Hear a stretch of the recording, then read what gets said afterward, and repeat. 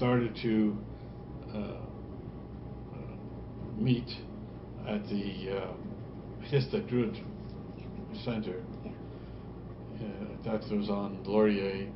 It was a shabby little building, but we rented the facility for Friday night services. That's all we had. And we then commenced to hold services. We didn't have a Torah, so there was no Torah reading. We didn't have a rabbi, that's for sure. We were a small group of people, and it was very intimate. Everybody had a role to play, whether it was coming early to set up the chairs so that we could hold a service and clean up afterwards. What was your role in those days? Very soon after, we needed somebody to lead the service in terms of doing the singing. Well, as I had done that in Montreal at the junior congregation, I say where I started out as an attendant, and after a couple of years I became the chazan of that place, which meant that's another way of learning all the melodies. Yeah. And even at the end, when Rabbi Shushat went on to take up the pulpit, I took his place for a while too. So I played the role of rabbi and cantor. Oh. So when Temple, which didn't have any structure, said we need to have a service, and all we had was the little prayer book. I forget, the Union prayer book. Union prayer book. Which had very little in it. I volunteered to say, I remembered the melodies that I had learned at the junior congregation. I also had sung for a couple of years before coming to Ottawa in synagogue choirs.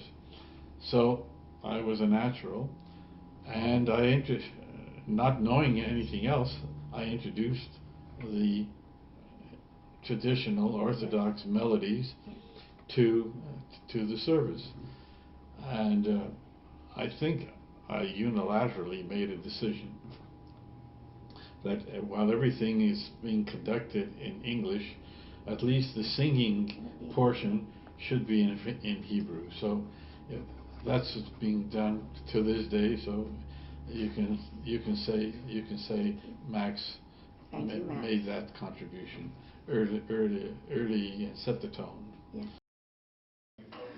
One day, some kids came to me and they said, "Gee, we need the Dovers are leaving as youth advisors, and we would really like it if you would take over. It's really very easy; it doesn't take much time, and there's maybe a few hours a month, and that's about it. But once in a while there'll be a trip where we go to another city and have a weekend event." So I went home and I spoke to Diane, and Diane's response was, "No way." There was an expletive in there, but no way. And so I just kind of put it in the back of my mind. This is in 1990. I was giving some papers in Budapest on cross-cultural patterns of drinking in Canada. So I went off to Budapest. I was away for about 3 weeks and came back. Diane picks me up at the airport in Montreal and says, "We're meeting with the kids tomorrow." Now, I don't know how they got to her while I was away, but clearly they did. It was a really opportune time for us because our own children were a little bit younger than youth group age. And so we thought that would be a way to kind of ensure their involvement over the years. And in fact, it worked rather nicely. Erica, being very independent of us, said, "Okay, but you have to pretend you're not my parents." I had never served in a city where there was only one Reform congregation.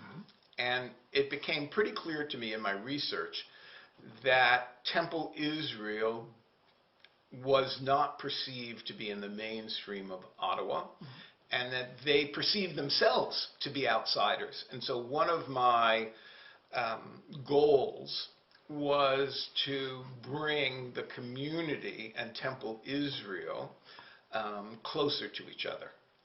And I made a determination that the way to do that in this city was to transform Temple Israel into a spiritual community, a sacred community. And I introduced that term, that we were not simply a nice place with a prayer book, but that the prayer book and what we did in services and in religious celebration and observance was the essence of who Temple Israel was. And everything should grow from that. And I thought that in addition to this, we should intensify Jewish study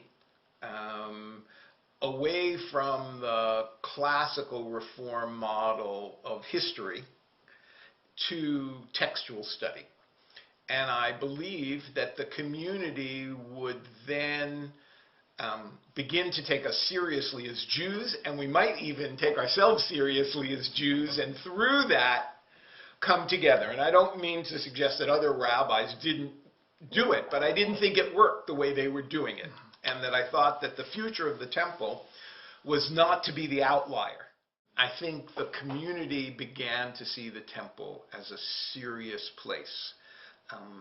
And I think it began to take the rabbi of the temple seriously as a community rabbi.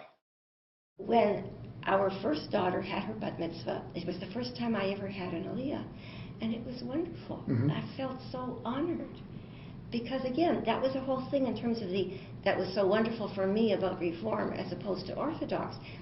In the shul that I grew up in, the women didn't even have a vote. There was a family vote, it was the husbands. So the fact that women counted, that we were part of a minyan, and that we could have an aliyah, was wonderful. So why is one still there after all the years and many of the negative things? And the answer is that it's my communal home. Yeah. When my mother died and there was Shiva in Toronto at my father's apartment, and the whole Orthodox thing, and they didn't know what to do. We were two daughters. They didn't know what to do with us. It wasn't until I came back to Ottawa and came to Temple that I really felt I was saying Kaddish. So it's kind of like, family, warts and all. So the temple has its problems and continues to have its problems, but it's still my Jewish home.